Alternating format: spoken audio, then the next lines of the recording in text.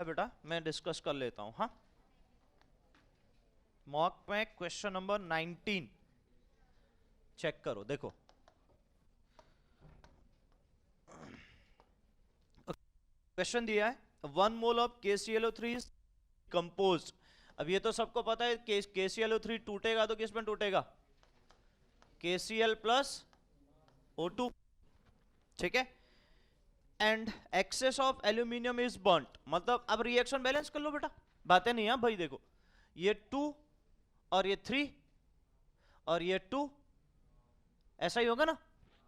3 2 जा 6, 6 oxygen balance. अब सीधे सीधे क्या करो बेटा, रिएक्शन बना लो। एल्यूमिनियम प्लस O2 मिलके क्या बनाएगा? लिखा है ना ये चीज, excess of aluminium is burnt in the gaseous product. Gaseous product में क्या होगा, क्योंकि ये तो सॉलिड में ही होगा, ठीक है। तो O2 के साथ रिएक्शन करके क्या बनाएगा बेटा? Al2O3, सही है। अब बैलेंस कर लो बेटा, यहां पर 2 कर लो, ये 4 हो जाएगा, तो यहां एल्यूमिनियम 4 और यहां पर हमारे पास 3 2 जा 6, ये 3। यानी ये बात सीधी सीधी बेटा, इसके 4 मोल में इसके 3 मोल की जरूरत होगी, सही है। और ये कितना फॉर्म होगा? 2 मोल। क्या मेरी बात सबको समझ में आ रही? अब आपसे पूछा है बेटा, रुको तो सही, थम थम जा, ठीक है। अब आपसे पूछा how many moles of Al2O3 are formed, ठीक है। ये बात सही है कि अगर मैं रिएक्शन के अकॉर्डिंग जा रहा हूं बेटा, तो यहां सीधे सीधे पता चल रहा है कि इसके 3 मोल में इसके 2 मोल बन रहे हैं। लेकिन मुझे क्वेश्चन में कितने मोल के लिए पूछा है? तो भाई ये इसके 1 मोल में इसके हाफ हो जाएंगे, जब इसके हाफ होंगे तो इसके भी तो हाफ बनेंगे, तो 1 मोल बनेगा बेटा। समझे कि नहीं समझे? तो बस, तो आंसर 1 मोल दिया होगा। डन। चल हाँ बेटा, बात है नहीं है बेटा। 25, ठीक। The process of requiring absorption of energy is, किस प्रोसेस में एनर्जी एब्जॉर्ब होगी, ये बात कही है भाई। फर्स्ट वाले में हमारे पास एनाइन क्लोरीन F एटम से F नेगेटिव बनता है, तो इलेक्ट्रॉन गेन एंथैल्पी की बात की जाएगी, तो वो तो रिलीज होगी। और फर्स्ट है, तो फर्स्ट तो कम से कम हेलोजन में स्पेशली बात करूं बेटा, फ्लोरीन क्लोरीन में तो आपको पता ही है कि भाई एनर्जी रिलीज होती है, तो एब्जॉर्ब नहीं कर रहा ना, रिलीज कर रहा है। सी ऑप्शन में भी रिलीज ही करेगा। अब रही बात बेटा, डी ऑप्शन में आ जाता है। डी ऑप्शन में फर्स्ट इलेक्ट्रॉन गेन एंथैल्पी है, पहली है, दूसरी नहीं है। तो पहली तो नेगेटिव होती है ऑक्सीजन के लिए, दूसरी पॉजिटिव होती है, तो यहां तो दूसरी बात ही नहीं कर रखी है।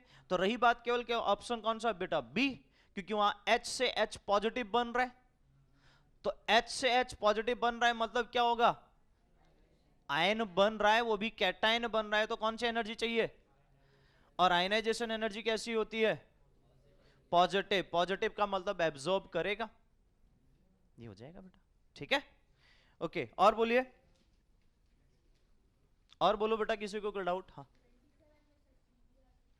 27। The correct order of radii is, बाकी तो क्लियर है। सी पूछ लो ना, सी कैसा आएगा बेटा? लिथियम और पोटेशियम में बात सही है, लेकिन लिथियम और नाइट्रोजन में आप कैसे कंपेयर करो कि लिथियम बड़ा होगा?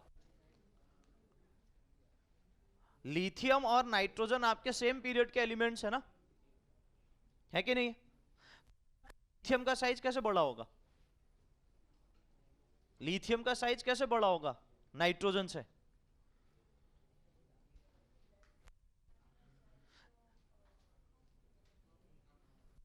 कम होती है ना। एक चीज ध्यान दो बेटा कि भाई लिथियम और नाइट्रोजन में कंपेयर कर सकते हो, मैंने आपको जब भी समझाया आजू बाजू वालों को कनेक्ट कर सकते हो, लेकिन कहां लिथियम एस ब्लॉक और कहां हमारे पास नाइट्रोजन। आप जब भी कंपेयर, हमने आयनाइजेशन एनर्जी में भी कंपैरिजन किया, तो आजू बाजू वाले को कंपेयर किया ना। ऐसा तो नहीं किया कि कार्बन को लिथियम के साथ कंपेयर कर लिया। कार्बन को हमने किसके साथ कंपेयर किया? या तो बोरॉन के साथ या नाइट्रोजन के साथ, यानी आजू बाजू वाले एलिमेंट के साथ था। तो आप सीधे यहां से वहां कनेक्ट नहीं कर पाओगे ना, बात समझ में आई? तो इसलिए वो गलत है। उसके अलावा 23,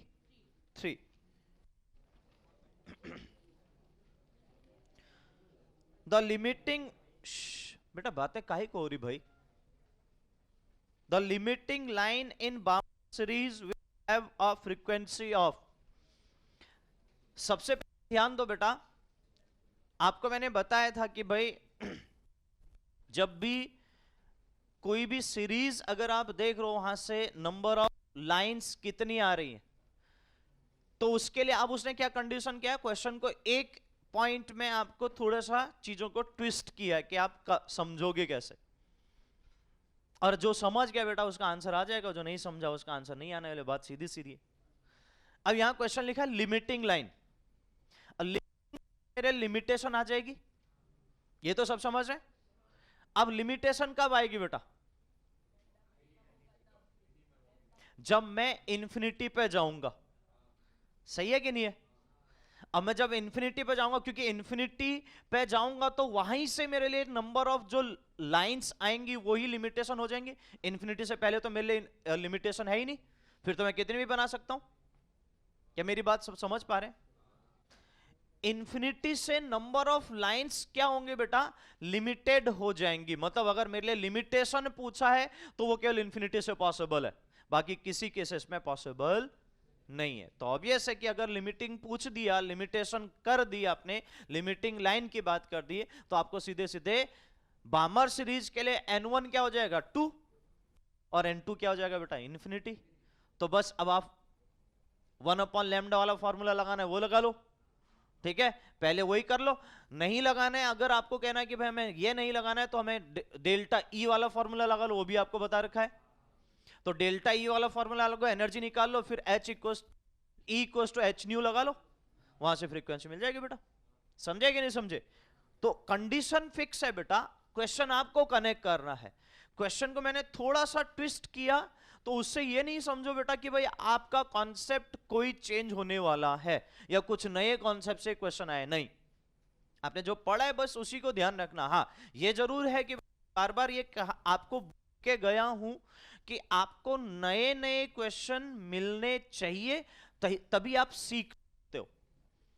अगर आप ये सोचोगे भाई वही क्वेश्चन जो आपने बार बार किए हैं, ठीक है बेटा, अब कंडीशन ऐसी है कि वैरायटी मेरे लिए भी खत्म हो जाएगी, तो ऑब्वियस है कि क्वेश्चन रिपीट होना लाजमी है, लेकिन जब तक वैरायटी चल रही है तब तक मैं दूंगा ताकि आप सीख पाओ। ये क्वेश्चन में और कुछ नहीं था, केवल ट्विस्ट किया था। समझे, क्लियर है सबको, ठीक है। और बोलिए बेटा, किसी को कोई डाउट। हाँ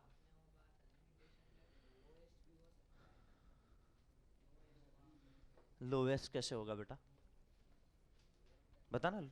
लिमिटेशन में लोएस्ट क्या, वहां लिमिटिंग लाइन तो नहीं आएंगे ना, लिमिटिंग लाइन तो इन्फिनिटी से ही पॉसिबल है। उसने क्या लिखा है, लिमिटिंग लाइन।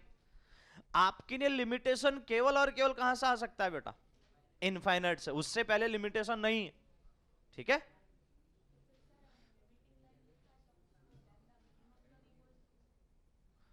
इन्फिनिटी से आ रहा हो बेटा तो अपने आप मिनिमम हो जाएगा ना यार। मैंने ये बोला आप उसको भूल जाओ ना, मिनिमम मैक्सिमम आप बाद में निकाल लेना, वो बात का पॉइंट अलग है। आपसे क्या पूछा है, लिमिटिंग लाइन। तो लिमिटिंग इतना तो समझ गए कि इन्फिनिटी से होगा, तो बस आप इन्फिनिटी से लैम्डा निकालो ना, या इन्फिनिटी से फ्रीक्वेंसी निकालो जो क्वेश्चन में पूछा है। आप उसको मैक्सिमम मीनिंग को भूल जाओ ना, आप क्यों कंफ्यूज हो रहे हो। बात समझ में आई क्या कहना चाह रहा हूं। दो चीजें हैं बेटा, एक लैम्डा मैक्सिमम मिनिमम, यहां लैम्डा तो पूछा भी नहीं है, तो यहां क्या पूछा है, फ्रीक्वेंसी पूछी है। और लिमिटिंग लाइन बोल दिया, लिमिटिंग लाइन इंफिनिटी से ही पॉसिबल है, ये तो समझ रही ना तुम। तो बस इंफिनिटी से पॉसिबल है, तो बेटा वहां से इंफिनिटी से आप निकाल के लैम्डा निकाल लो, या लैम्डा नहीं निकालना है आप सीधे सीधे डेल्टा ई वाला फॉर्मूला और वहां से निकाल लो, ठीक है। तू उस चीज में जा ही मत ना, क्योंकि ऑब्वियस है कि बेटा हमें मैक्सिमम मिनिमम तो पूछा नहीं है, लैम्डा की बात ही नहीं कर रखी है, फिर अपन सोचे ही काहे को।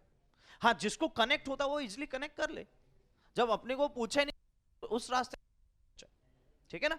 चलिए और बताइए, बताइए बेटा, डन कंप्लीट ना बेटा। हाँ तो एक ही क्वेश्चन में जो करेक्शन है वो मैंने आपको बोल दिया बेटा, क्वेश्चन नंबर 26 उसका सी ऑप्शन, क्लियर, ठीक। चलिए हाँ हमारा क्या टॉपिक चल रहा था बेटा, प्लीज मुझे बताएंगे थोड़ा सा। क्या चल रहा था? सॉल्युबिलिटी। वो समझ था बेटा सबको? ठीक है, किसी को कोई डाउट है? क्लियर हो चुका? ठीक है, हम सॉल्युबिलिटी करते हुए बेटा आगे मूव कर रहे हैं। हमारे पास अब जो नेक्स्ट टॉपिक है that is a very very important topic. तो एक बात यहां पर स्टार्ट करने से पहले बता देता हूं आपको बेटा, ताकि आपको क्लियर मिल जाए। शायद एक जब मैंने आपको पॉइंट लिखा था जी,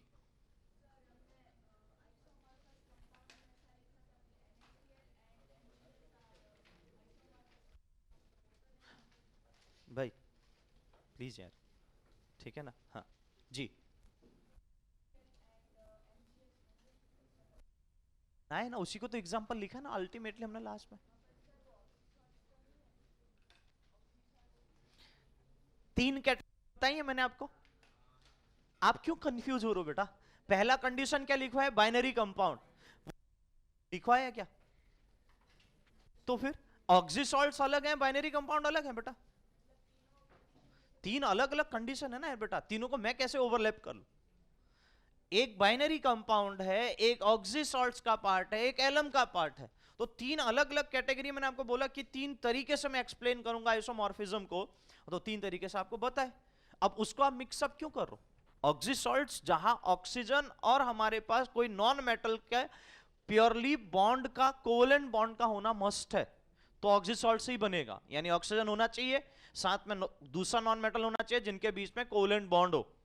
तो यहां तो कोवेलेंट बॉन्ड की बात ही नहीं होती। बाइनरी कंपाउंड मतलब एक कैटायन एक एनायन, सिंपल। ठीक है, 2 एलिमेंट के बेसिस पे एक कैटायन। ठीक है, हाँ चलिए ओके। हाँ, मैं बात कर रहा था बेटा कि मैं थोड़ा सा आपको समझाऊं। हमने बात करी थी स्टार्टिंग में, जब मैंने आयनिक बॉन्ड जस्ट स्टार्ट किया था, तब एक पॉइंट मेंशन किया था कि आयनिक character is directly proportional difference of electronegativity. याद आ रहा है सबको? आयनिक character is directly proportional difference of electronegativity. मतलब इलेक्ट्रोनेगेटिविटी दोनों के बीच डिफरेंस होगा बेटा, ऑब्वियस है कि हमारे पास आयनिक करेक्टर उतना ज्यादा बढ़ेगा। समझे कि नहीं समझे? बात समझ में आ रही है? अब ऐसा हो सकता है कि आयनिक करेक्टर मैक्सिमम हो, वो तब पॉसिबल है जब डिफरेंस ऑफ इलेक्ट्रोनेगेटिविटी भी मैक्सिमम हो। अब एक बात ये आई बेटा, पर भी मैंने कहीं पर ऐसा वर्ड यूज नहीं किया था, और मैं अब भी ये कह रहा हूं, और अब कंक्लूजन दे देता हूं, उसको हर हमेशा के लिए ध्यान रखिएगा कि कोई भी बॉन्ड, स्पेशली मैं बात करना चाह रहा हूं बेटा आपके सामने आयनिक और कोवेलेंट। आगे जाके हम सेकंड इसके बाद कोवेलेंट ही स्टार्ट करने वाले हैं, जो लास्ट टॉपिक इसके बाद कोवेलेंट स्टार्ट होगा। मैं बात करना चाह रहा हूं आयनिक एंड कोवेलेंट बॉन्ड। अगर ये और यही दो लिए सबसे ज्यादा इंपॉर्टेंट है, ये भी ध्यान रखिएगा। बाकी तो मेटेलिक बॉन्ड आएगा, उसका छोटा सा पार्ट है, वो छोटे से पार्ट में आगे हम बढ़ जाएंगे। लेकिन जो सबसे ज्यादा इंपॉर्टेंट है वो कौन कौन से है? आयनिक एंड, अगर हम प्योर बॉन्ड में जा रहे हैं, यानी जहां कंप्लीट बॉन्ड फॉर्म होता है। बाकी इंटरमॉलिक्यूलर बॉन्ड अलग है, वो मैंने टाइप अलग आपको अलग बता रखा है। लेकिन मैं प्योर इंटर एटॉमिक बॉन्ड की बात करूं तो वहां पर 3 कैटेगरी आपको लिखवाई है, आयनिक, कोवेलेंट एंड मेटेलिक। तो मैंने आपको क्या बोला, मेटेलिक छोटा सा पार्ट है, वो अलग चलेगा, उसका एप्लीकेशन इतना ब्रॉड नहीं है। लेकिन जो सबसे ज्यादा आपको दिखेंगे वो सबसे इंपॉर्टेंट भी है, और वो कौन से हैं बेटा? कोवेलेंट एंड आयनिक। ठीक है, अब मैं बात करना चाह रहा हूं यही पॉइंट कि बेटा कोवेलेंट आयनिक अगर हमारे पास बॉन्ड होते हैं, तो इनमें से कोई भी बॉन्ड प्योर 100% नहीं होता है। मान लेते हैं, मैं आपको आगे जाके बताऊंगा, हम मान लेते हैं एक केसेस में वो आयनिक उसमें मतलब मैक्सिमम कोवेलेंट बॉन्ड बनता है, या कह सकते हैं कि भाई वहां पर हम ये कह देते हैं मैक्सिमम टेंडेंसी है, लेकिन वहां पर भी हम 100% नहीं कह पाते। बहुत सारे बुक्स में लिखा है बेटा, लेकिन मैं उसके पीछे नहीं जा सकता हूं, क्योंकि मैंने आपको उसके एक लॉजिक समझाया जो हम इंटर एटॉमिक बॉन्ड में, इंटर में पढ़ेंगे भी। लेकिन मैं जस्ट इतना कहना चाह रहा हूं बेटा कि कोई भी बॉन्ड, यानी कोई भी बॉन्ड मतलब मेरे लिए 2 है, यहां मैं फिर से ये कह दे रहा हूं जो मैं आपको ऑलरेडी बोल चुका हूं, आयनिक एंड कोवेलेंट। कोई भी बॉन्ड परफेक्ट नहीं होता है, आप हो कि आयनिक बॉन्ड 100% बनेगा, तो मैं कहूंगा इट इज नॉट पॉसिबल। हो सकता है वो 98% बने, बट 2% प्योर, जब तक 100% नहीं बनेगा तब तक मैं प्योर नहीं बोल पाऊंगा, या मैं तब तक ये नहीं कहूंगा कि ओनली, तब तक ये नहीं कह सकता हूं। अगर 98% आयनिक बन रहा है और 2% बेटा उसमें कोवेलेंट कैरेक्टर दिख रहा है, इसका मतलब वो 100% आयनिक बॉन्ड नहीं है। Understood everyone? हाँ, ये बात सही है कि बेटा आपको उस बेसिस पे आयनिक बॉन्ड का परसेंटेज ज्यादा है, तो आप ये कहोगे कि मेजरली रोल आयनिक बॉन्ड का रहेगा, या आप कह सकते हो, आप ये भी कह सकते हो कि आयनिक कैरेक्टर मैक्सिमम है, इसमें भी कोई डाउट नहीं है। और याद करो, मैंने पहले भी ऐसा बोला था, मैंने ये नहीं बोला था कि 100% आयनिक बॉन्ड ही बनेगा। बोला था क्या? आपको क्या बोला था कि जैसे जैसे डिफरेंस बढ़ेगा वैसे वैसे आयनिक कैरेक्टर बढ़ेगा, लेकिन 100% वहां पर भी नहीं बोला था। अब मैं उसका कंक्लूजन ही लेके आ रहा हूं बेटा कि कोई भी बॉन्ड 100% आपका नहीं फॉर्म होता है कि वो 100% वो बॉन्ड कंप्लीटली दिखाए। हां, ये जरूर है कि 100% प्योर होगा, इसमें कोई डाउट नहीं।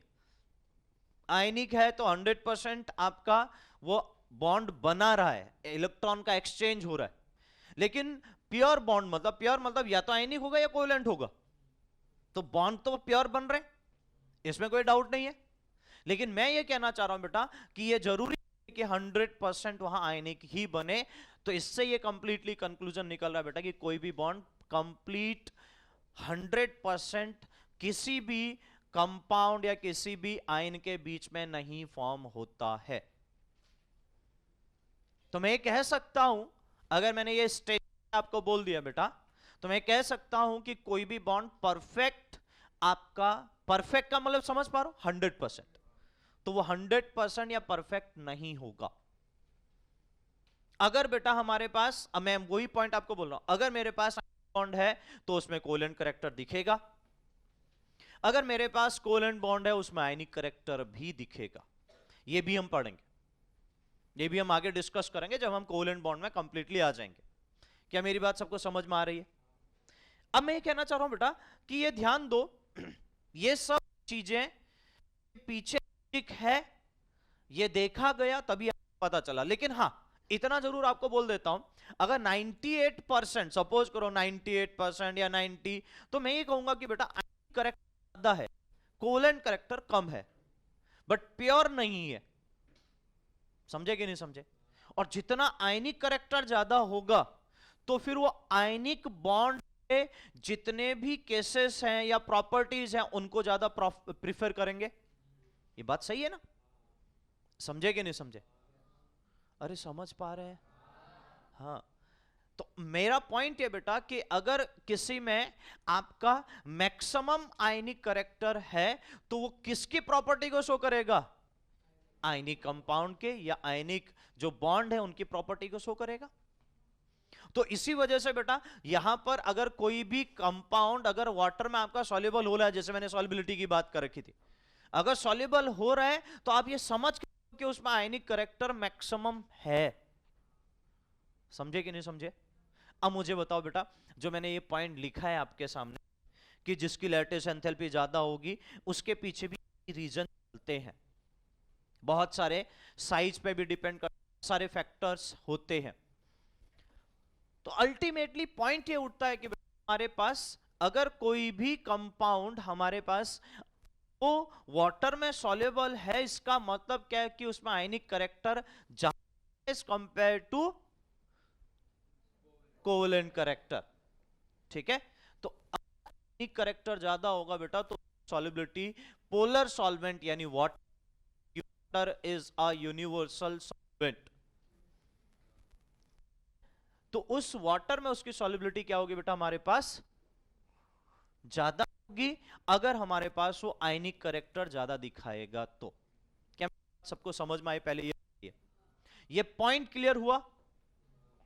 तो एक पॉइंट बहुत अच्छे से ध्यान रखिएगा कि कोई 100% प्योर नहीं बनने वाला है, पहली बात। दूसरी बात, मैंने आपको बोला कि बेटा अगर वो सॉल्युबल हो रहा है, अगर आप जैसे आपको मैं एग्जांपल देता हूं NaCl का, हम NaCl को बहुत डिस्कस कर चुके हैं, तो उसका एग्जाम्पल आपके माइंड में प्रॉपर सेट होगा।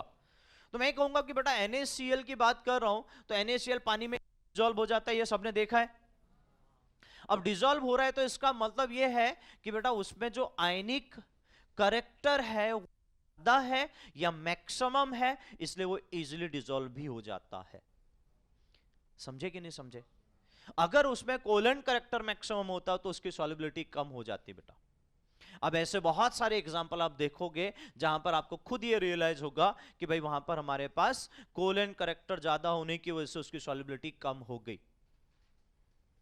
एक स्पेसिफिक केस बता रखा बेटा, वो उसका स्पेसिफिक रीजन है, उसमें बहुत सारे कंडीशंस आप होते हैं, उनकी बात मैं नहीं कहूंगा। नाइट्रेट जो आपको लिखवाए कि all nitrates are completely water soluble, लिखवाए ना, तो उसकी बात नहीं करूंगा, स्पेसिफिक केसेस। लेकिन उसके अलावा बाकी अगर आप ध्यान दे रहे हो बेटा, तो सब में आपको जो जिस तरीके से आपको एक्सप्लेन कर रहा हूं इन चीजों को कंप्लीटली कनेक्ट करेगा। तो आ जाते हैं बेटा उस टॉपिक में कि हम बात करते हैं यहां पर पॉइंट ही, ये कॉन्सेप्ट ही आता है, covalent character in ionic compound. देखो सब अलग अलग नेम है, ध्यान रखना। कोवेलेंट करेक्टर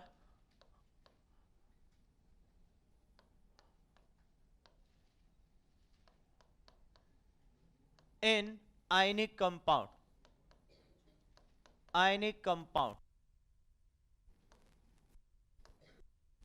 ठीक है। या इसको एक दूसरे नाम से और जाना जाता है बेटा, पोलराइजेशन।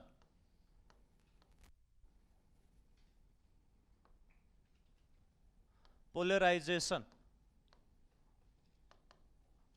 और इसी को बोलते हैं बेटा फजान्स रूल।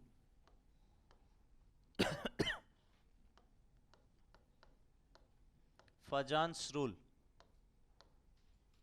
ठीक है।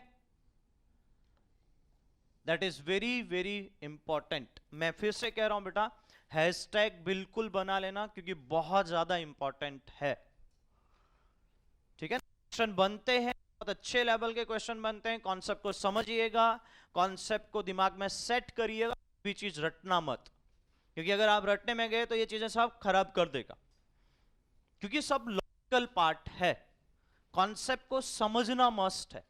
अगर आप नहीं समझे तो चीजें ऑब्वियस है कि बेटा आगे जाके आपको परेशान करेगी और फिर क्वेश्चन नहीं बनेंगे, ये बात सीधी सीधी है। क्योंकि यहां केमिकल बॉन्ड बेटा याद रखना is second thing as compare to पहले कॉन्सेप्ट को समझना। याद बाद में रख लोगे बेटा, जब आपको कॉन्सेप्ट क्लियर होगा तो आप याद रखने की टेंडेंसी के बेसिस पे याद कर सकते हो, क्योंकि 2-3 बार आपने रिवाइज किया तो याद मैक्सिमम होना स्टार्ट हो जाएगा। लेकिन आपको कॉन्सेप्ट ही समझ में नहीं आया तो भाई आप फिर आप कितना भी नोटबुक ओपन करके चेक करो, पढ़ो, उसको कोई पल्ले नहीं पड़ेगा, क्योंकि ये सब कॉन्सेप्चुअल चीजें हैं। तो यहां दिमाग लगाना मस्ट है, जो हमने चीजें पढ़ी हैं। आप ध्यान दो कि स्टार्टिंग से मैं बार बार बोल रहा था और देखा भी होगा आपने कि भाई हमारे पास जो हमने चीजें पहले पढ़ रखी हैं, पीरियोडिक टेबल हो आपके, या फर्स्ट यूनिट हो, या एटॉमिक स्ट्रक्चर हो, उनसे कनेक्टेड चीजें कितनी आ रही हैं। अब देखो लैटिस एंथैल्पी, एडिशन एंथैल्पी हमने इतनी वहां डिटेल में डिस्कशन किया था, यहां में सीधे सीधे डायरेक्टली हम आगे मूव कर गए। अगर नहीं पढ़ा होता तो यहां पूरा डिटेल में डिस्कस करना पड़ता। समझे कि नहीं समझे? तो ऐसे डायरेक्टली टॉपिक भी आपको मिल रहे हैं और इनडायरेक्टली उसका कनेक्शन तो है ही। क्यों? क्योंकि उसी के बेसिस पे ये बॉन्ड का फॉर्मेशन होगा। तो ये ध्यान रखिएगा बेटा। ओके, अब मैं बात करना चाह रहा हूं बेटा यहां पर फजान्स रूल में कि क्या ऐसी क्या कंडीशन हुई जिसकी वजह से दो आयंस के बीच में कोवेलेंट करेक्टर इनिशिएट हुआ या डेवलप हुआ। पहले तो इस चीज को समझना है। आई रिपीट, कौन सी कंडीशन क्रिएट हुई, ऐसी कौन सी सिचुएशन बेटा जिसके बेसिस पे उसमें कोवेलेंट करेक्टर डेवलप होना स्टार्ट हुआ। और तो इसको जिसने एक्सप्लेन किया था बेटा वो फजान्स साइंटिस्ट थे। तो उनने ये सबसे पहले बताया कि भाई किसी भी आयनिक कंपाउंड में आप कोवेलेंट को ऑब्जर्व कर सकते हो बाय दिस पाथ, जो मैं आपको एक्सप्लेन करने के लिए जा रहा हूं बेटा। तो उसमें किस तरीके से उन्होंने चीजों को एक्सप्लेन किया, आप ध्यान दीजिएगा। ओके, मैं मूव कर रहा हूं बेटा। सपोज मेरे पास कोई एक ए पॉजिटिव और बी नेगेटिव ऐसा कोई कैटायन और एनायन है, जो मैं कहना चाह रहा हूं जिसमें आयनिक कंपाउंड है, हम ये कह सकते हैं, मतलब आयनिक कंपाउंड है, मतलब मैं यही कहूंगा कि उसमें आयनिक परसेंटेज ज्यादा है आयनिक करेक्टर की, और कोवेलेंट करेक्टर की परसेंटेज कम है, बट प्योर बॉन्ड नहीं बन रहा है। Is that clear everyone? अब सबसे पहले थोड़ा समझो बेटा, मैं यहां पर इसमें मूव करने से पहले आपको थोड़ा कोवेलेंट बॉन्ड के बारे में बताऊंगा, ज्यादा डिटेल में तो नहीं जा सकता हूं, ठीक है, क्योंकि ताकि आपको ऐसा ना लगे कि भाई हमारे पास हम कोवेलेंट बॉन्ड के बारे में जानते ही नहीं है, तो थोड़ा सा मैं कोवेलेंट बता देता हूं। पहले तो कोवेलेंट बॉन्ड क्या होता है बेटा, सपोज करो हमारे पास कोई एक दो एटम अलग अलग, ए बी में ही ले लेता हूं, ए बी ही ले लेता हूं, चलो ठीक है, इनके बीच में बॉन्ड बना है। अगर दो अलग अलग एटम भी है, इनकी भी बात कर लेते हैं, क्योंकि ऑब्वियस है यहां पर भी अलग अलग एटम दिख रहे हैं, तो यहां पर मैंने अलग अलग ले लिया, यही नहीं है, ध्यान रखना। चलो उसको ए डैश बी डैश लिख लेता हूं ताकि आपको अलग अलग दिखे, एक्स वाई जो भी आप ले सकते हो बेटा, उसमें कोई दिक्कत नहीं है, ठीक है। तो मैं एक्स वाई ही ले लेता हूं, ऐसा ना हो कि बाद में आप परेशान हो बेटा, ठीक है। मैं एक्स वाई ही रख देता हूं, एक्स वाई के बीच में ये बॉन्ड बन रहा है। जो बॉन्ड बना बेटा, ये बॉन्ड किस वजह से बना वो बात छोड़ देंगे, अभी कैसे बनता है ये सब बात हम आगे डिस्कस कर रहे हैं, क्योंकि इसके बाद हमारा कोवेलेंट बॉन्ड ही चलने वाला है। लेकिन जो बॉन्ड बन रहा है बेटा, उस बॉन्ड में आपको इतना तो पता है कि इलेक्ट्रॉन यहां सेंटर के आसपास में रहते हैं। अगर मैं ऐसा दिखाऊं बेटा यहां पर कि इलेक्ट्रॉन जो होंगे वो इसके आसपास में रख देता हूं, डिपेंड करता है कि बेटा किसकी इलेक्ट्रोनेगेटिविटी ज्यादा है। जिसकी इलेक्ट्रोनेगेटिविटी ज्यादा होगी वो अपनी ओर को ज्यादा खींचेगा, लेकिन नियर बाय सेंटर ही रहेंगे, सही है। मतलब वो जो बॉन्ड बना है बेटा, इस बॉन्ड में ही इलेक्ट्रॉन प्रेजेंट होने वाले हैं। ऐसा नहीं कि बेटा इसके पास चले जाएंगे, ऐसा नहीं कि कंप्लीट इसके पास चले जाएंगे, ये बॉन्ड में या तो इस कॉर्नर तक रह सकते हैं या इस कॉर्नर तक, मतलब उनके लिए पूरा फ्रीडम है on the basis of type of electronegativity. जिसकी इलेक्ट्रोनेगेटिविटी ज्यादा होगी ज्यादा खींच लेगा। लेकिन ये ध्यान दो बेटा, इलेक्ट्रॉन इसी बॉन्ड में रहेंगे, इससे बाहर नहीं जाएंगे। क्या मेरी बात सब समझ रहे हैं? जबकि अब ये कनेक्ट हुआ सबको, तो ये छोटा इंट्रोडक्शन कोवेलेंट बॉन्ड का, ताकि आप समझ पाए। जबकि अगर आप ये समझ यहां पर बात को, तो आपने देखा होगा कि आयनिक बॉन्ड में क्या होता है, ये एटम एक ये है, एक एटम ये है, तो ये बॉन्ड की बात ही नहीं हो रही है, बॉन्ड छोड़ दो, एक एटम ये है, एक एटम ये है। तो अगर इस पे कैटाइन है तो इस पे एनाइन है, मतलब मैं ये कहना चाह रहा हूं बेटा, ये कैटाइन है तो इसका मतलब इसने इलेक्ट्रॉन दे दिया है, इसके ऑर्बिट से या शेल से इलेक्ट्रॉन कंप्लीट निकल चुका है। क्या मेरी बात समझ पा रहे? याद करो NaCl को हमने पूरा प्रॉपर बना के देखा है बॉर्न हैबर साइकिल, तो फिर वो क्लियर भी हो जाना चाहिए, हाँ कि ना। और Cl ने कंप्लीट इलेक्ट्रॉन गेन किया, तो इसका मतलब वो इलेक्ट्रॉन कंप्लीटली उसके सेल में जाके प्रेजेंट है। वो इलेक्ट्रॉन जो हम देख रहे हैं यहां से, इसने इलेक्ट्रॉन जो डोनेट किया था, इसने कंप्लीट गेन किया, उसने अपने शेल पे रखा। Is that clear everyone? तो दो इलेक्ट्रॉन के बीच में एक ने डोनेट किया, एक ने गेन किया, वहां कहीं पर भी ये वर्ड नहीं आ रहा है कि वहां शेयरिंग हुई है कहकर। क्या आयनिक बॉन्ड में कभी ऐसा वर्ड हमने यूज किया अभी तक कि वहां शेयरिंग हुई थी? बोलो जल्दी से, पक्का? तो इन सिंपल वर्ड के बेटा वहां शेयरिंग वर्ड ही इनिशिएट नहीं हुआ था। तो अगर शेयरिंग वर्ड इनिशिएट नहीं हुआ था तो बेटा हमारे पास, हम वहां पर आयनिक बॉन्ड को ही बात करेंगे कि एक ने डोनेट किया, दूसरे ने गेन किया। समझे? अरे समझे मेरी बात को? ठीक। तो अब अगर ये कंडीशन आपकी मिली आपको, तो उसके बेसिस पे आयन मिले, उसके बेसिस पे आयन मिले ना बेटा आपको यार, अरे हाँ कि ना। तो आयन मिले तो इसका मतलब एक कैटायन है, एक एनायन है। अब मैं आ जाता हूं उस पॉइंट पे जो मुझे एक्सप्लेन करना है। इतनी बात सबको समझ में आ गई? ठीक है, अब ध्यान दीजिए बेटा, अब क्या कंडीशन है। अब कंडीशन यह है कि अगर सपोज करो, अब सुनिएगा मेरी बात को बहुत अच्छे से, इसलिए मैं आपको बार बार कह रहा हूं। अब सपोज करिए ये कंडीशन बन तो गई, लेकिन जब ये ऑब्जर्व हुआ, जब ये देखा गया, जब ये चीजें ऑब्जर्व हुई कंप्लीटली, किस तरीके से मिली देखिए। अगर सपोज, ये मैं मानता हूं अभी थोड़ी देर के लिए, कहां पर होगा, किस तरीके से होगा, क्या कॉन्सेप्ट है, वो सब बात की बात है। सपोज ये इलेक्ट्रॉन, ये नेगेटिव चार्ज में जो 2 इलेक्ट्रॉन है, अब 2 इलेक्ट्रॉन किस बेसिस पे, चलो ठीक है मैं ये बात कर लेता हूं, नेगेटिव चार्ज है, तो उसमें जो इलेक्ट्रॉन प्रेजेंट है बेटा, मैं इलेक्ट्रॉन भी हटा देता हूं, ये नेगेटिव चार्ज है। अब हो क्या रहा है इसमें, नेगेटिव चार्ज में क्या होगा, सपोज करो हम क्लोरीन का एग्जांपल लेते हैं, क्योंकि हमने वो सीखा है, इसलिए मैं आपको बार बार वो एग्जांपल दे रहा हूं। तो क्लोरीन के आउटर मोस्ट में कितने इलेक्ट्रॉन थे, 7। वो 7, उसको 1 इलेक्ट्रॉन चाहिए था, तो उसने 1 इलेक्ट्रॉन गेन, अब टोटल हो गए 8 इलेक्ट्रॉन आउटर मोस्ट शेल में। अब क्या हुआ बेटा, वो दो के, अब क्या कर रहा है बेटा, वो 2 इलेक्ट्रॉन उठ के आ रहे हैं, कहां, कितने इलेक्ट्रॉन उठ के आ रहे हैं, 2, 1 नहीं 2, ध्यान रखिएगा, 1 इलेक्ट्रॉन नहीं है, कितने इलेक्ट्रॉन है, 2, मतलब एक तो क्लोरीन का खुद का इलेक्ट्रॉन भी होगा, और साथ में जो इलेक्ट्रॉन उसने एक्सेप्ट किया वो भी, वो 2 इलेक्ट्रॉन, अगर बेटा यहां से वो जो 2 इलेक्ट्रॉन है वो इस तरीके से दिखा दे रहा हूं मैं आपको, समझ जाओगे आप, क्लियर है, पहले ये बताओ, फिर बाद में इस पर डाउट नहीं उठना चाहिए, पक्का, पक्का, हाँ हाँ हाँ, ठीक है। तो ये इलेक्ट्रॉन बेटा अगर यहां से उठ के यहां पर पहुंच जाए, नियर बाय उसके सेंटर पे, मतलब ये इलेक्ट्रॉन अब यहां कहीं पर आ जाए, कैसे आ रहे हैं, क्यों आ रहे हैं, ये बात की बात है, सुनिएगा मेरी बात को, क्योंकि देखो आगे क्या सोचोगे तो कनेक्ट कम होंगी चीजें, पहले हमें ये समझना है कि भाई कोवेलेंट बॉन्ड की कंडीशन क्या है।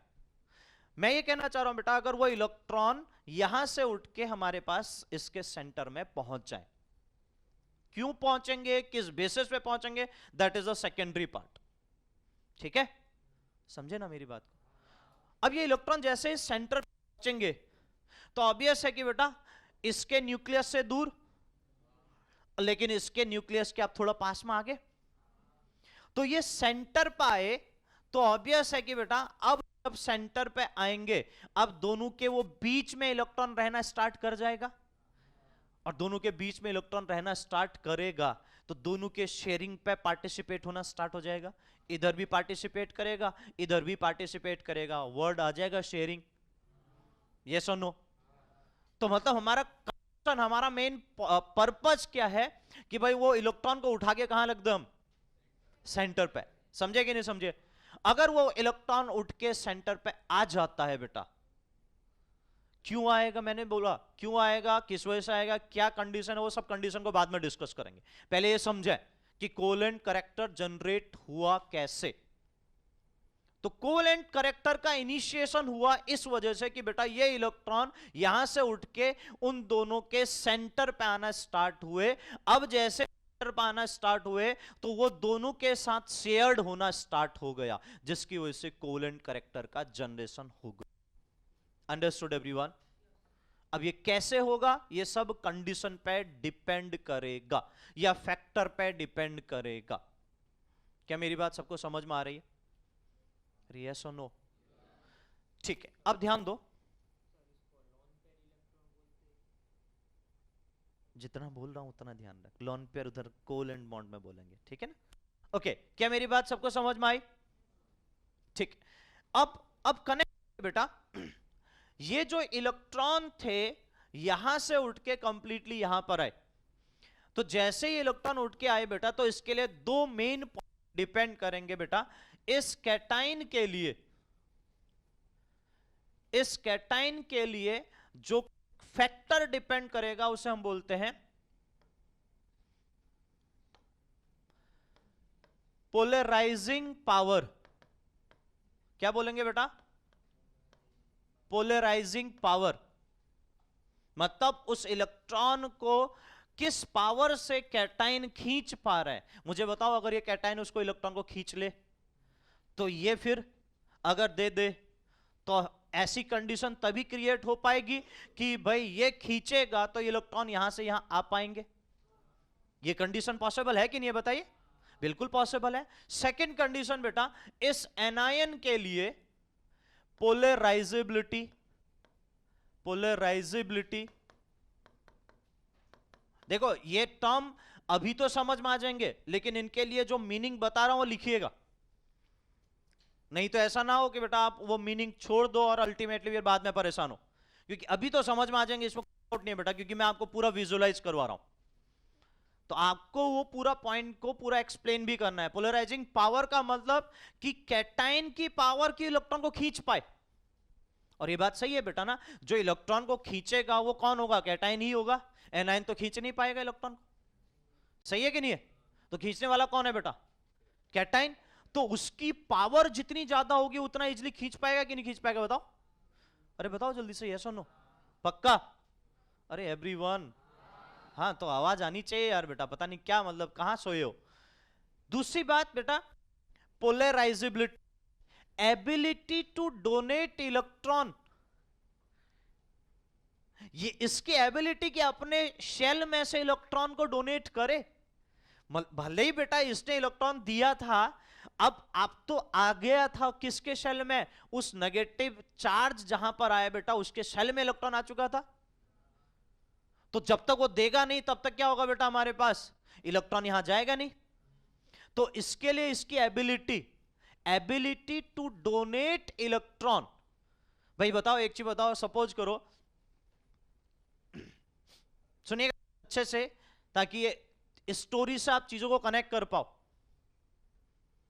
आपने सुना होगा बेटा कि इतने सारे केसेस, मतलब थोड़ा बहुत अगर आप जीके के साथ कनेक्टेड है तो थोड़ा बहुत अगर न्यूज आपके दिमाग में कभी आपने पढ़े हो तो आपने देखा होगा बेटा कि इंडिया से, न्यूज में आप देखते हुए, इंडिया से इतने लोग पैसा लेके भाग गए, बैंकों से लोन लिया उसके बाद भाग गए, जिसे भगोड़ा घोषित कर दिया जाता है ना? तो क्या करते हैं बेटा वो? क्या किया बेटा? बैंक से लोन लिया, सही है, लोन लिया। अब कंडीशन ऐसी आई कि बेटा भाई अब पॉसिबल नहीं है कि भाई हम वहां पर, वो कंपनी बंद हो रही है, मतलब कंपनी ऐसी सिचुएशन में जा चुकी है बेटा जिसमें जंक लग चुका है भाई, अब वो पॉसिबल नहीं है कि कंपनी आगे चला पाए। तो फिर क्या होता है बेटा कि उसको ऑप्शन दिखता है कि भाई मैंने फॉरेन में इन्वेस्ट किया है, मेरे पास तो वहां पर मकान वगैरह सब है, तो वहां का मुझे सीधे वीजा मिल जाए और परमानेंट ग्रीन कार्ड मिल जाए तो मैं वहां पर शिफ्ट हो जाऊं। और बड़े बड़े बिजनेसमैन को तो सबसे पहले मिलता है, इसमें कोई डाउट नहीं है, हाँ कि ना? सही है कि नहीं है? भाई कोई बिजनेसमैन अगर कहीं किसी कंट्री में जा रहा है तो वहां वो बिजनेस करने के, मतलब वो बहुत बड़ा बिजनेसमैन है अगर इंडिया में, तो वहां उसको ग्रीन कार्ड ना मिले ऐसा तो हो ही नहीं सकता है। बात समझ में आ रही? तो अब क्या है बेटा? वो शिफ्ट हो जाएगा।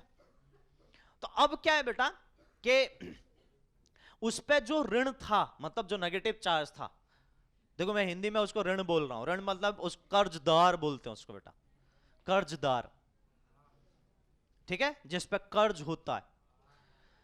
तो अब क्या हुआ बेटा, उसके पास जो उसने लोन लिया था उसकी वजह से उसके पास जो इलेक्ट्रॉन थे, अगर हम इलेक्ट्रॉन की बात करें, है ना, इलेक्ट्रॉन तो नहीं लिया होगा ना, लिया होगा इनडायरेक्टली, तो इलेक्ट्रॉन भी लिया होगा बेटा ना, है ना?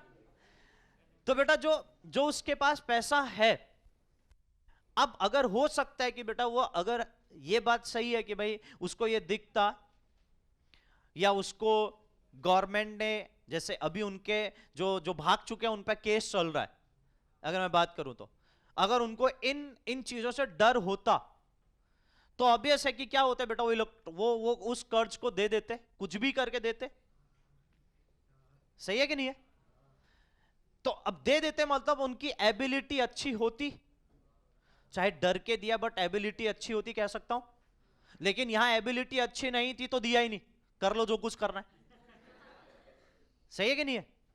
कि एबिलिटी अच्छी नहीं है, जो करना है कर लो, हम तो केस लड़ लेंगे, ठीक है? अब मैं यही पॉइंट पर आपसे कहना चाह रहा हूं बेटा, अगर वहां नीयत अच्छी होती तो दे देता, नीयत अच्छी थी, तो यहां एक्सप्लेन कर रहा हूं एबिलिटी से कि उसकी एबिलिटी वो डोनेट करना चाह रहा है कि नहीं चाह रहा है। अगर वो डोनेट करना चाहेगा तो ये कंडीशन क्रिएट होगी, क्या मेरी बात सबको समझ में आ रही?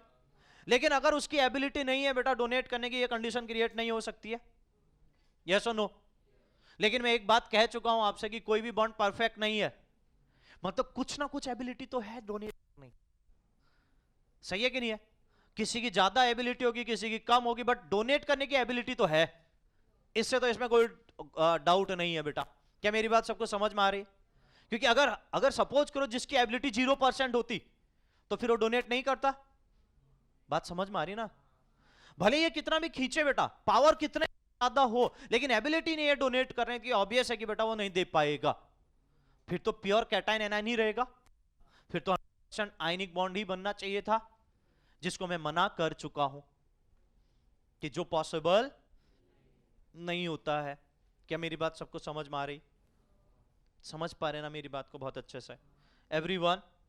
तो मैं कनेक्ट कहां से कर रहा हूं मेरी बात को, प्लीज मेक श्योर कि समझिएगा कि इसकी एबिलिटी की ये डोनेट कर पाए और इसकी पावर की वो इलेक्ट्रॉन को खींच पाए, दोनों का होना मस्ट है। एक होगा तो काम नहीं होगा। अब ऐसा हो गया भाई, इसकी एबिलिटी तो है, ये देना चाहता है, लेकिन सामने वाला खींचने वाला भी तो होना चाहिए, जेब में रखने वाला भी तो होना चाहिए।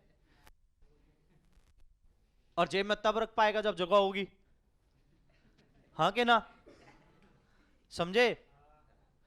तो मेरा पॉइंट है बेटा कि एक की एबिलिटी कि वो डोनेट करना चाहता है, दूसरे की पावर कि वो खींचना चाहता है कि नहीं चाहता। देखो दोनों का होना मस्ट है, मैं फिर से आपको बोल दूं, तभी कोवेलेंट कैरेक्टर के इनिशिएशन की बात की जाएगी।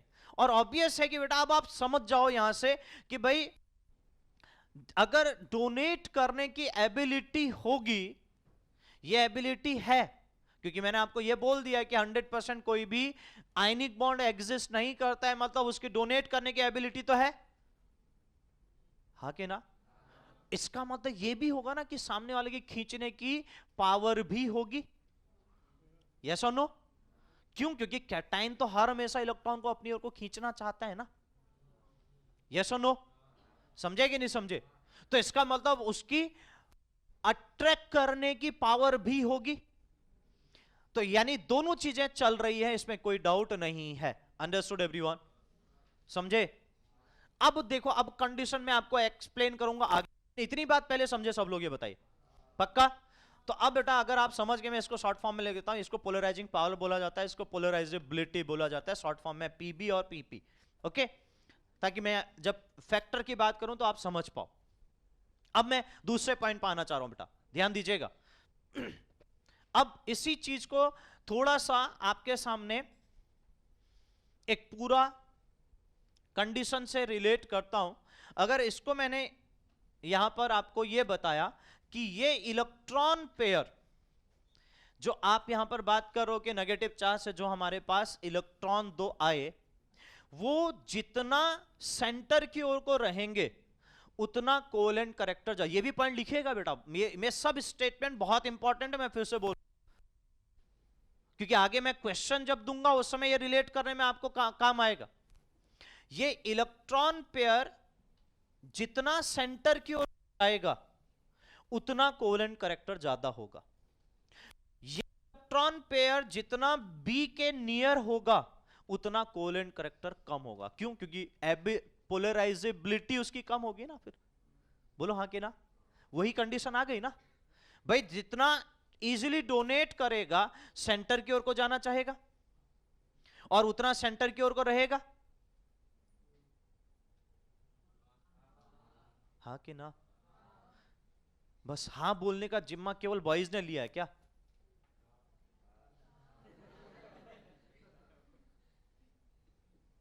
बोलो, भारत की महान विभूतियों, है ना भाई? ध्यान दो कि बेटा मोदी जी इतना बढ़ावा दे भाई, वुमेन्स पावर पावर कहकर, फिर भी तुम लोग डर डर के बोलते ही नहीं हो, है ना? तो थोड़ा आवाज निकालोगे तो दम दिखेगा ना कि भाई हाँ चलो हम यहां पर हैं। अपनी इंपॉर्टेंस तो अपनी आवाज से ही दिखी जाएगी ना। सही है कि नहीं है? हाँ कि ना? आप लोगों से नहीं पूछ रहा हूं, इनसे पूछ रहा हूं। अरे हाँ कि ना? तो ध्यान दो बेटा, अपनी इंपॉर्टेंस दिखानी है तो आपकी आवाज में वो दम दिखना चाहिए, ठीक है ना?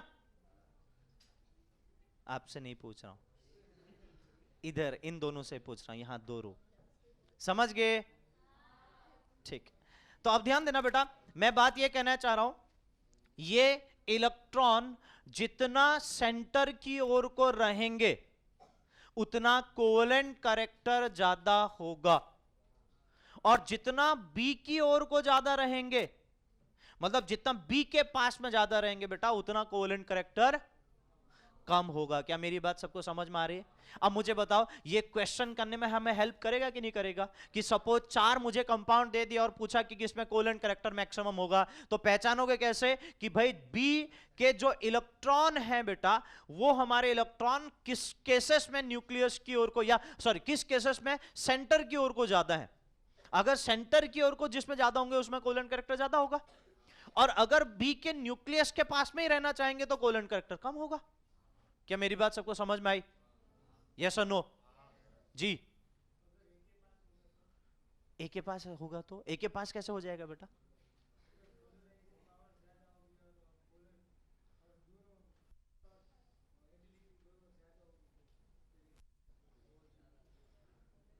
ए के पास भेज दूं, मतलब ए के पास अटैच कर दो इलेक्ट्रॉन को सीधे सीधे।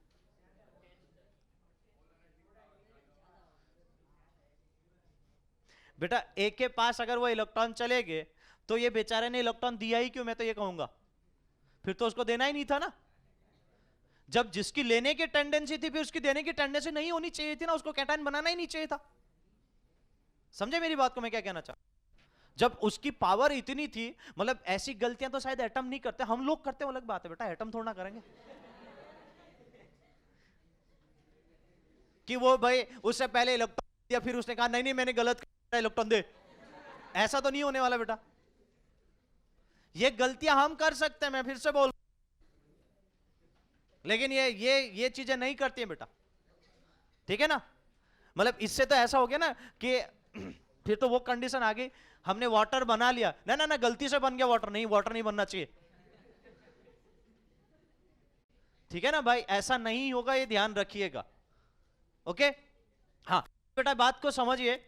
अब मैं ये पॉइंट पे आना चाह रहा हूं बेटा कि उस पॉइंट को फिर से समझ कि ये कैसे रिलेट करेंगे। अब मैं वो उस पॉइंट चाह रहा हूं, ये कैसे रिलेट करेंगे कि बी कौन से, मतलब सपोज करो मेरे पास, मैंने आपको बोला 4 कंपाउंड दिए, किस केसेस में बी ज्यादा सेंटर की ओर को इलेक्ट्रॉन को शिफ्ट करेगा और किस केसेस में वो कम शिफ्ट करेगा। कम शिफ्ट करेगा तो कोवेलेंट कैरेक्टर कम, ये मैं बोल चुका हूं, और ज्यादा शिफ्ट करेगा तो कोवेलेंट कैरेक्टर। अब ये कैसे रिलेट करेंगे, ये कैसे कनेक्ट करेंगे, ये कैसे समझेंगे, ये कैसे, क्योंकि हर बार आपको, और ये ऑब्वियस है कि प्रैक्टिकली तो आपको दिखने वाला है नहीं, क्योंकि यहां तो मैंने हाइपोथेटिकल एटम लिए, आपके पास तो प्रॉपर एग्जांपल आने वाले हैं, तो कनेक्ट कैसे करोगे इसके लिए वो factor. Is that clear everyone? तो हम आ जाते हैं फैक्टर। उस फैक्टर्स में अब सबके लिए फैक्टर हैं, पोलराइजिंग पावर के लिए भी फैक्टर होगा और पोलराइजेबिलिटी के लिए भी फैक्टर होगा, यानी कैटायन एनायन दोनों के लिए हम यहां पर फैक्टर की बात करना चाहते हैं। Is that clear everyone? सबसे पहला पॉइंट हम बात करेंगे बेटा फैक्टर में, पहला आ जाएगा चार्ज, पहला आ जाएगा चार्ज। क्या मेरी बात सबको समझ में आ रही है? तो ध्यान दीजिए बेटा, पहला फैक्टर चार्ज और दूसरा फैक्टर में बात करूंगा बेटा साइज। देखो दोनों को साथ में रिलेट करूंगा, रिलेट करके ही समझाऊंगा, और बाद में आपको इसी तरीके से चलना है। Understood everyone? तो चार्ज की बात करूं बेटा, इसकी पावर मतलब खींचने की टेंडेंसी, कि बी से इलेक्ट्रॉन को कितना इजीली खींच पा रहे हैं, और खींचने के लिए ऑब्वियस है कि पॉजिटिव चार्ज का मैग्नीट्यूड ज्यादा हो तो ज्यादा इजीली खींच पाएगा, कि कम हो ज्यादा इजीली खींच पाएगा, ज्यादा हो तो तभी खींच पाएगा। यस और नो? तो मैं लिख सकता हूं बेटा यहां चार्ज मैक्सिमम हो तो उसकी पावर ज्यादा होगी। बोलो हाँ कि ना? समझ पाए ना बेटा मेरी बात सब लोग? ठीक है, अब हम बात करते हैं बेटा साइज की। भाई पॉजिटिव चार्ज बढ़ता है तो साइज कम होता है, बढ़ता है, ये तो सब समझ जाओगे, ये सबको क्लियर है। अब देखो, अब मेरी बात समझो, क्या पीरियोडिक टेबल कनेक्ट हो रहा है कि नहीं हो रहा है? यही इंपॉर्टेंस है, मैं आपको समझाना चाह रहा हूं कि मैंने पहले से भी आपको बोल रखा है, और यहां पर आप देखो क्लियरली मिल रहा है कि कैटायन पे चार्ज बढ़ेगा तो साइज डिक्रीज होता है, Na+1 Mg+2, किसका साइज छोटा होगा? Mg+2 का। तो इसका मतलब अगर चार्ज मैक्सिमम तो साइज मिनिमम। यस और नो? बोलो हाँ के ना। ठीक है, इतनी बात समझ गए सब लोग। अब दूसरा पॉइंट पे आता हूं, पोलराइजेबिलिटी के लिए। इसकी डोनेट करने की, यानी इसकी इलेक्ट्रॉन को सेंटर पे लाने की जो एबिलिटी है, एबिलिटी मतलब टू डोनेट इलेक्ट्रॉन, तो अपना इलेक्ट्रॉन देने की टेंडेंसी, कि जो उसने अपने पास रख लिया था अब उस इलेक्ट्रॉन को डोनेट करने की टेंडेंसी। अब आप समझिए, पहले मेरी बात को सुनिएगा फिर नोट डाउन करिएगा प्लीज। ये इलेक्ट्रॉन को अपने शेल से इजीली डोनेट तभी कर सकता है जब वो इलेक्ट्रॉन न्यूक्लियस से दूर हो या न्यूक्लियस के नजदीक हो।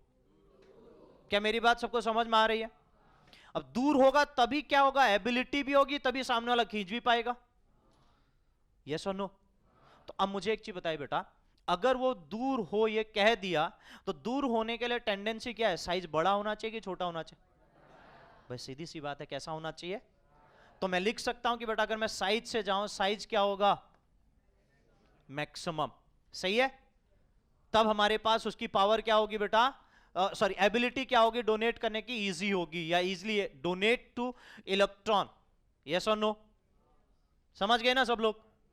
अब बेटा अब मुझे बताइए, साइज अगर एनायन का मैक्सिमम हो रहा है तो उस केसेस में चार्ज मैक्सिमम हो तभी साइज मैक्सिमम हो सकता है। बोलो ये बात पड़ी है? एनायन में, एटम में अगर आप जाओ, अब देखो सीधे सीधे कनेक्ट कैसे करोगे? जेड इफेक्टिव से।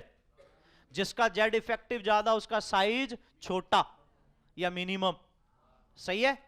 तो एनायन का जेड इफेक्टिव तो ऑटोमेटिकली कम हो गया। सही है? तो चार्ज मैंने मैक्सिमम किया तो जेड इफेक्टिव मिनिमम, तो साइज मैक्सिमम बेटा। तो चार्ज का मैक्सिमम होना, साइज का भी मैक्सिमम होना, that is the condition of polarisability. And charge का मैक्सिमम होना, साइज का मिनिमम होना, that is the condition of polarising power. Understood everyone? क्या मेरी बात सबको समझ में आई? और बेटा मैं फिर से कहना चाह रहा हूं, क्या मेरी बात है आप प्योरली कनेक्ट कर पा रहे हो कि ये पीरियोडिक टेबल से कनेक्टेड है? यस और नो? समझ पाए? तो अब मुझे एक चीज बताओ, अब आपको ध्यान क्या रखना है कि भाई अगर सपोज करो, मैं एग्जांपल पे भी आ रहा हूं, ध्यान दीजिएगा, लेकिन आप पहले ये ध्यान दो कि आपको चेक क्या करना है। ऐसा हो सकता है क्वेश्चन में जब मैं आपको आऊंगा तो आपको ज्यादा इजीली समझ में आएगा, और वो जब आप एप्लीकेशन में इन्वॉल्व होगे तो आपको चीजें बहुत अच्छे से कनेक्ट करेंगे। तो मेरा पॉइंट है बेटा कि इलेक्ट्रॉन जो इजीली दे रहा है, मतलब उसका चार्ज भी ज्यादा है, उसका साइज भी हमारे पास मैक्सिमम होना चाहिए। अगर चार्ज कांस्टेंट हो गया तो साइज पे चले जाओगे। ऐसा हो सकता है कि बेटा चार्ज आपका फिक्स हो जाए। सपोज करो हेलोजन फैमिली को मैं उठा लेता हूं, सब पे -1, तो सब पे चार्ज फिक्स हो गया। तो अब आप किसको देखोगे? बस। तो टॉप टू बॉटम तो वैसे भी मैंने आपको बता ही रखा है, साइज को ही देखना है। बोलो हाँ कि ना?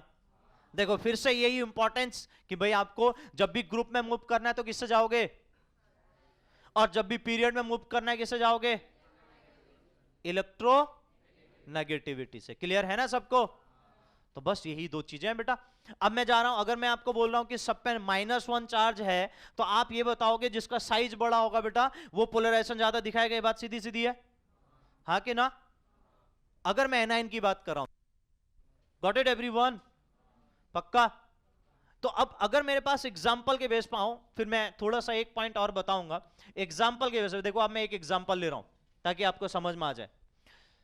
सपोज करिए बेटा मेरे पास यहां पर NaF, NaCl, NaBr, NaI ये मैंने ले लिया, ठीक है? और मुझे यहां बात कर रखी है बेटा कि इसको शॉर्ट फॉर्म में लिख दे रहा हूं, C.C कोवेलेंट करेक्टर। ठीक, मुझे बोला है कि बेटा इसको कोवेलेंट करेक्टर के फॉर्म में अरेंज करना है। किसका कोवेलेंट करेक्टर सबसे ज्यादा होगा? तो कैटायन तो कांस्टेंट हो गया बेटा। बोलो हाँ कि ना? अब मैं कैटायन से तो रिलेट कर ही नहीं सकता हूं। डन? तो मुझे रिलेट किससे करना होगा? एनायन से। पहले बोलो एनायन से रिलेट करना हो। अब जाके एनायन को देखूंगा तो एनायन सब में -1 है, यानी चार्ज तो मेरे लिए फिक्स हो गया। तो मैं मैक्सिमम तो कह नहीं सकता हूं। चार्ज मेरे लिए क्या हो गया बेटा, फिक्स, क्योंकि सब में -1 है। तो मैं किसको देखूंगा, साइज को। तो मुझे साइज जिसमें दिखेगा मैक्सिमम होगा उसमें कोवेलेंट कैरेक्टर ज्यादा हो जाएगा। समझे कि नहीं समझे, यस और नो। तो ये कह सकता हूं कि जिसका साइज, अगर मैं इसके बेस पे जाऊं, केवल इस एग्जांपल के बेस पे, जिसका साइज बड़ा होगा उसमें वो इलेक्ट्रॉन सेंटर में ज्यादा रहेंगे, तभी जाके कोवेलेंट कैरेक्टर की बात होगी। बोलो जल्दी से यस और नो। तो इसका मतलब ऑर्डर ये हो जाएगा, बोलो हाँ कि ना, या कंफ्यूजन ऑर्डर में, समझ गए ना। I- ही क्या होगा बेटा, साइज में सबसे बड़ा होगा, क्योंकि top to bottom ionic size देख लो बेटा, इंक्रीज करेगा। बस सीधी सी बात है बेटा, कनेक्ट हुआ। आप देखो क्वेश्चन कितना सिंपली बनेंगे। अगर कॉन्सेप्ट समझ गए, क्वेश्चन कहीं टिपिकल नहीं करने वाले। मैं फिर से आपको बोल देता हूं, कहीं टिपिकल नहीं आपको जो रहेंगे जिससे आप परेशान हो जाओ। सीधा सीधा आपके सामने एग्जाम्पल रहेंगे ऐसे जिससे आप कैटायन एनायन को रिलेट करो। हाँ, कैटायन एनायन को रिलेट करना आना चाहिए, जिसके लिए ये कंडीशन को बताइए। ये प्योरली आपके दिमाग में सेट है तो कोई भी क्वेश्चन आपको परेशान नहीं करेगा। समझे क्या, मेरी बात सबको समझ में आ रही है। तो बेटा अब इस चीज को थोड़ा सा मैं आपको यहां पर दिखा दूं कि भाई वो किस तरीके से दिखाया जाता है। ए कैटायन है बी, अब देखो मैं आपको दिखा रहा हूं वो फाइनल कंडीशन, इसको ऐसे एरो से ही दिखा देता हूं। यहां पर ए कैटायन है और बी हमारे पास बेटा जो एनायन है, बी जो एनायन है बेटा, इसने इलेक्ट्रॉन को अगर इधर को शिफ्ट किया, ठीक है, तो उस बेसिस पे यहां पर जो पोलराइजेबिलिटी के और पोलराइजिंग पावर के बेसिस पे जो कंडीशन बनी वो कुछ ऐसी बन जाती है बेटा हमारे पास। ये जो पूरा पार्ट है अगर मैं ऐसे दिखाऊं, इस तरीके से बन जाता है। इलेक्ट्रॉन ये बी है, यहां से निकल के इलेक्ट्रॉन यहां चले गए, वो जो सेंटर की ओर को दिखाया ना मैंने आपको। अब ये ध्यान दो बेटा कि ये एटम जो होता है वो फिर ओवरलैप करने के लिए जाना स्टार्ट हो जाता है। ओवरलैप मतलब एक दूसरे के नियर बाय ऐसे। तो कैसे ये दिखाया जाता है, ये स्प्रेडिंग, इसको बोला जाता है स्प्रेडिंग। तो अब कैटायन हमारे पास यहां पर जो है बेटा, मैं इसको इस तरीके से दिखा दूं, ये कैटायन जो है बेटा ये इस तरीके से यहां पर ये भी प्रेजेंट है, तो ये भी इसके नियर बाय आना चाहेगा, जिसकी वजह से वो ओवरलैप करना स्टार्ट करेंगे। अब मैं पॉजिटिव नेगेटिव तो नहीं दिखाता हूं जब इतना नियर बाय पहुंच चुके हैं। ये इलेक्ट्रॉन, इस इलेक्ट्रॉन पेयर को ऑब्जर्व करिए, या इन इलेक्ट्रॉन को देखिए कि ये हमारे पास इस बी के न्यूक्लियस से दूर हुए कि नहीं हुए, हुए। जितना दूर तो क्या बोला है, उतना अच्छा करेक्टर या उतना ज्यादा कोवेलेंट करेक्टर होगा। अब इन इलेक्ट्रॉन पेयर को बेटा अगर मैं थोड़ा सा चेंज करते रहूं, ध्यान दो, इन इलेक्ट्रॉन पेयर को अगर मैं चेंज करते रहूं, अगर मैं इन इलेक्ट्रॉन पेयर को यहां रखता हूं, अगर मैं इन इलेक्ट्रॉन पेयर को यहां रखता हूं, ये कंडीशन बना ली बेटा मैंने ए बी सी, ठीक है, इसको मैं ऐसे लिख लेता हूं एक्स वाई जेड, ठीक है ना। अब मैं पूछूं आपसे बेटा किस केसेस में कोवेलेंट कैरेक्टर मैक्सिमम होगा, बताइए। एक्स कंडीशन में। अगर कोवेलेंट कैरेक्टर का ऑर्डर बनाना है बेटा मुझे, तो मेरे लिए क्या कंडीशन होगी कि एक्स में मैक्सिमम होगा, देन वाई, देन, क्या मेरी बात समझ पा रहे सब लोग। बस वही केस है, बस थोड़ा सा रिप्रेजेंट किया बेटा, इसलिए रिप्रेजेंटेशन में परेशान मत होना, बहुत अलग अलग तरीके से दिखाया जाता है। और इस पूरे फिनोमेना को ऐसा दिखता है, इस पूरे फिनोमेना को हम बोलते हैं बेटा, that is the complete phenomena is the polarisation.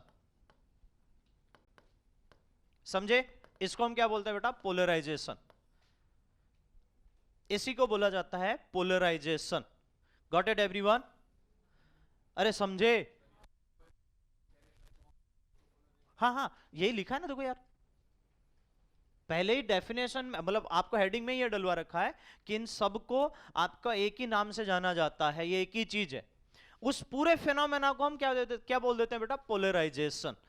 Got it everyone, समझ पाए ना मेरी बात को बेटा सब लोग, ठीक है।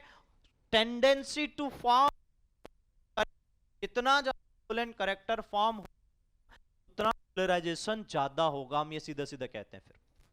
Got it everyone, any doubt, समझे, अरे समझे, ठीक है। तो इसको ध्यान रखिएगा बहुत अच्छे से, मैं आपको बोल रहा हूं इसमें बहुत अच्छे लेवल के क्वेश्चन बनते हैं और आपको प्रॉपरली वो कनेक्ट होना चाहिए। इतना समझ गए सब लोग? अब थोड़ा एप्लीकेशन में आ जाते हैं। अब एप्लीकेशन में आते बेटा, समझने के बाद मैं सीधे सीधे एप्लीकेशन में मूव करता हूं। एप्लीकेशन में बेटा यहां पर आपको एप्लीकेशन में अगर मैं रिलीज करूं तो सीधा एक जो पार्ट है कोवेलेंट करेक्टर, देखो मैं आपको लिख रहा हूं, covalent character is directly proportional polarisation. लिख सकता हूं ना अब तो, क्योंकि दोनों सेम ही चीज है बेटा। मतलब अगर मुझसे पूछा जाए पोलराइजेशन कहां पर मैक्सिमम हो रहा है, तो मैं क्या ढूंढूंगा? जहां कोवेलेंट करेक्टर मैक्सिमम हो रहा है। इसे मैंने लिख दिया कि दोनों डायरेक्टली प्रोपोर्शनल है। Is that clear? ताकि कंफ्यूजन ना रहे बेटा। And inversely proportional ionic character, बोलो हाँ कि ना? सही है ना? तो आयनिक करेक्टर का तो इनवर्सली प्रोपोर्शनल हो जाएगा। ओके, इनवर्सली प्रोपोर्शनल सॉल्युबिलिटी, भाई ये बात सीधी है। फिर आयनिक करेक्टर कम तो सॉल्युबिलिटी कम।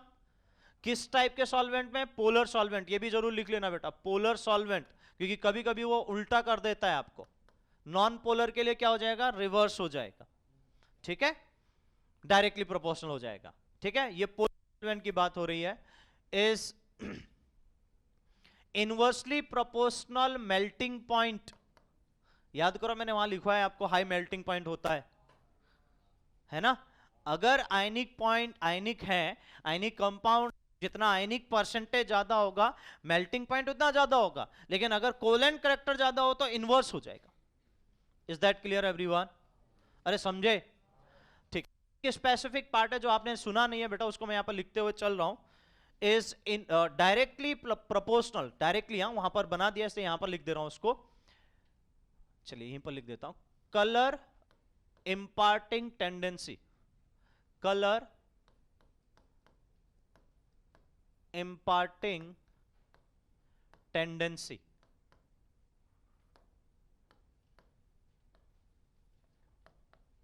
अब ये क्या होता है बेटा, ये हम डिस्कशन करेंगे, लेकिन ये पूरा इसका एप्लीकेशन का पार्ट है। ठीक है, ये पूरा इसका एप्लीकेशन का पार्ट है। कलर इंपार्टिंग टेंडेंसी का मतलब छोटा सा पॉइंट मैं आपको समझाना चाहता हूं, फिर इसको हम एप्लीकेशन के बेस पे क्वेश्चन तो जरूर करेंगे। कलर इंपार्टिंग टेंडेंसी मतलब कलर दिखाना। इन सिंपल वर्ड की of colour of particular compound, कोई भी कंपाउंड अगर आपको कलर शो कर रहा है बेटा, अगर वो कंपाउंड है तो वो इसी के बेसिस पे दिखाएगा। आई रिपीट, अगर कोई कंपाउंड आयनिक आपको दिख रहा है और उसमें कलर दिख रहा है तो कलर की वजह से दिखाएगा। यानी मैं कह सकता हूं बेटा कोवेलेंट करेक्टर की वजह से उसमें कलर दिखना भी पॉसिबल है। Understood everyone? अरे समझे? कैसे दिखेगा, किस वजह से दिखेगा, क्या कंडीशन है, ये बात की बात है। सबसे पहले ये समझो कि बेटा अगर कहीं पर भी आपको कलर दिख रहा है, वो भी आयनिक कंपाउंड में, तो वो अगर आपको देखना है बेटा तो वो किससे देखोगे? कोवेलेंट करेक्टर से। किससे देखोगे? कोवेलेंट करेक्टर या पोलराइजेशन से। Is that clear? किसका ज्यादा होगा, क्या होगा, वो सब बात की बात है। और हां ये बात सही है बेटा कि कलर याद तो पड़ेंगे, किसका क्या कलर होगा वो मैं बताऊंगा आपको एग्जाम्पल देके। लेकिन सबसे पहले ये ध्यान दो कि हमारे पास अगर कलर शो हो रहा है वो भी आयनिक कंपाउंड में, तो वो केवल और केवल फजान्स रूल के बेसिस पे होगा, या पोलराइजेशन के बेसिस पे होगा, या कोवेलेंट करेक्टर के बेसिस पे होगा। Got it everyone? इतनी बात समझे? तो वो क्या था वो मैंने आपको समझा दिया। इसके बाद अपन एग्जाम्पल करेंगे, वहां से मैं आपको कंप्लीटली कनेक्ट करूंगा। इतनी बात सबको समझ में आई? शायद यहां तक तो एप्लीकेशन सब कनेक्ट कर पा रहे हैं बेटा, यहां तक तो दिक्कत नहीं है, हाँ कि ना? क्योंकि ये सब हमने पढ़ा है तो इसमें दिक्कत नहीं होनी चाहिए। एक ही इंपॉर्टेंट एप्लीकेशन है जो आपके लिए लिटरली बहुत अच्छा एग्जाम्पल बनते हैं, बहुत अच्छे क्वेश्चन बनते हैं, वो मैं आपको बताऊंगा। कल इसके एग्जाम्पल कंप्लीट करके इसको कंप्लीट कर लेंगे। हाँ, ये WRT में आपका कंप्लीट यहां तक आएगा, कल एग्जाम्पल करवा के एग्जाम्पल भी आपको कंप्लीटली बता दूंगा। Got it everyone? समझे? हुआ? यहां तक किसी को कोई डाउट है?